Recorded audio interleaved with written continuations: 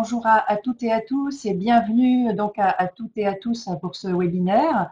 Donc, je suis ravie d'être avec vous, effectivement, voilà, et l'ensemble du comité de pilotage, la direction de l'ENM, la direction de Mission Droit et Justice pour ce colloque. Je tenais simplement rapidement là aussi à finalement remercier l'ENM et la mission de recherche droit et justice de nous avoir sollicité, et moi plus particulièrement. Là, je parle en mon nom, Sonia et moi, pour l'organisation de ce colloque, parce qu'il a été effectivement, du coup, l'occasion d'échanges, de prise de connaissances et d'échanges riches, intéressants et de collaboration vraiment agréable depuis plus d'un an pour aboutir justement à ce programme qu'on vous propose ces 2 jours. Voilà. Donc ce programme, comme vous l'avez vu, effectivement, puisque le programme apparaît, hein, vous y avez accès, vous le voyez, donc je ne vais pas m'étendre, puisqu'après on reprendra effectivement de manière détaillée à chaque demi-journée un peu comment l'organisation effectivement et les interventions. De manière générale, je pense que vous en avez pris connaissance, la première journée est consacrée sur neurosciences et prise de décision de manière générale, avec une ouverture effectivement sur la notion de conscience, les neurosciences, et puis après, effectivement, 2 sessions qui vont effectivement davantage se centrer sur les pratiques judiciaires et encore plus particulièrement sur la décision judiciaire. Voilà. Donc, comme ça a été dit, effectivement, avec des apports pluridisciplinaires, donc effectivement, c'est la richesse de ce colloque. Et donc, effectivement, de juristes, de psychologues, de psychiatres, voilà, toutes sortes de disciplines. Donc effectivement, cette première journée va introduire un peu voilà, cette notion de neurosciences, de décision judiciaire, et ça va être plus centré finalement sur les praticiens du droit, notamment avocats et magistrats, et puis aussi sur les auteurs, avec la question de la dangerosité, effectivement, est-ce qu'on peut effectivement corriger les comportements criminels, etc. Voilà. Et la deuxième journée sera plus centrée sur les outils en fait de la prise de décision, avec 2 sessions effectivement qui vont aborder d'abord effectivement les techniques d'imagerie cérébrale, et à la fois effectivement au niveau de la justice civile et administrative et de la justice pénale. Et puis enfin effectivement la question des expertises et des experts, voilà, et le rapport effectivement à la prise de décision judiciaire. On terminera effectivement ces 2 journées par une ouverture finalement un peu, puisque effectivement il y aura aussi un apport voilà, d'une chercheure qui va nous parler des comparaisons un petit peu des systèmes juridiques. Donc on va rouvrir effectivement à la fin de ce colloque sur cette dimension voilà, de comparer effectivement concernant les systèmes juridiques. Et puis on terminera avec effectivement un temps de débat. Alors bien sûr, effectivement, avec le webinaire, c'est moins satisfaisant qu'en présence, mais voilà, on essaiera quand même de prendre en considération vos questions, vos observations, et puis de discuter un peu des perspectives finalement, en termes de recherche, de pratique, de collaboration, voilà, quelles sont les pistes, les risques, l'intérêt effectivement de ce lien et de ces collaborations entre neurosciences et justice. Merci. Je passe la parole donc à Sonia. Merci. C'est donc à mon tour de vous dire bonjour, de remercier bien entendu l'ENM et le GIP Mission de recherche droit et justice pour avoir permis la tenue de ces 2 journées sur un thème qui m'intéresse particulièrement. Donc cette première matinée va nous permettre finalement d'entrer progressivement dans notre sujet.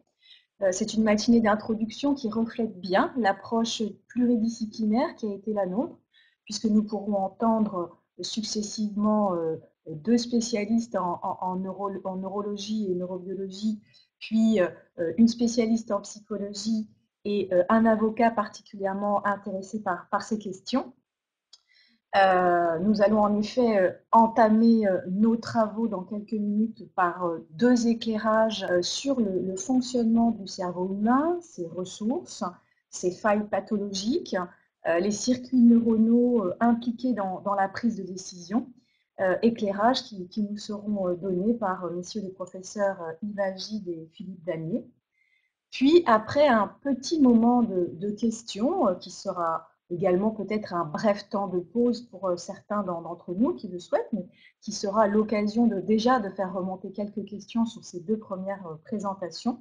Nous entrerons plus directement dans le questionnement de la prise de décision en justice, en écoutant Madame la professeure Nathalie Prigotsky-Lyonnais, puis Maître Edmond Fréty. En effet, une légère modification de programme est intervenue, puisque Laura Pignatel, qui devait initialement intervenir ce matin, doit finalement répondre à des convocations, et c'est une très bonne nouvelle pour son recrutement universitaire. Et donc, Maître Fréty a fort aimablement, et nous l'en remercions encore une fois, accepté d'intervertir les places dans le programme mis à jour que vous pouvez bien entendu consulter sur le site de la mission Droit et Justice. Donc un deuxième moment de questions viendra clore cette matinée et les questions restées en suspens à 11 heures pourront aussi être posées à ce moment-là. Donc n'hésitez pas à utiliser le chat pour formuler des commentaires ou poser des questions. Donc le premier intervenant que j'ai l'honneur d'introduire est monsieur le professeur Yves Agide, neurologue, neurobiologiste, professeur émérite à l'Université Paris 6. Il a beaucoup œuvré pour la recherche translationnelle. Il a été le concepteur et le porteur de l'Institut du cerveau et de la moelle épinière au sein de la Pitié-Salpêtrière, qui est un institut particulièrement important pour la recherche en neurosciences, en neurologie et plus généralement pour la recherche translationnelle sur ces thématiques. Il a également beaucoup œuvré pour le développement des liens entre médecine, recherche et patients, association de patients, puisqu'il a eu un rôle clé dans la création et le déploiement de l'association France Parkinson. Ses travaux dans le champ de la mort neuronale et les travaux cliniques pratiqués dans le champ de la maladie de Parkinson et d'Alzheimer font référence, mais je dois dire que c'est aussi un homme particulièrement généreux dans le partage de ses passions, d'abord sous la forme d'ouvrages publiés à destination du grand public, notamment L'homme subconscient, publié en 2013, et L'homme glial, publié en 2018, mais aussi dans le cadre de rencontres que j'ai particulièrement pu apprécier personnellement, qu'il organise à l'Institut du cerveau et de la moelle épinière, où il réunit justement un certain nombre de chercheurs de différentes disciplines, notamment en éthique, en philosophie et en droit, venant de différents pays, pour réfléchir sur différentes questions en lien avec le déploiement des neurosciences. Donc nous sommes particulièrement chanceuses qu'il ait pu participer à cette journée pour l'introduire, pour nous donner un premier aperçu de ces connaissances neuroscientifiques qui évoluent, des applications qui peuvent être enterrées notamment dans le champ médical, qui est celui qu'il connaît le mieux, ce qui nous permettra ensuite, avec le professeur Philippe Damier, de rentrer plus spécifiquement sur la question de la décision et des circuits neuronaux impliqués. Donc je vais tout de suite passer la parole à monsieur le professeur Yves Agide, que je remercie encore une fois très sincèrement. J'espère que pouvoir participer à cette journée lui donnera aussi une image favorable des travaux qui sont menés en France par les chercheurs et les praticiens du droit sur cette problématique des relations entre neurosciences et pratiques judiciaires et plus généralement entre neurosciences et droit. Merci beaucoup.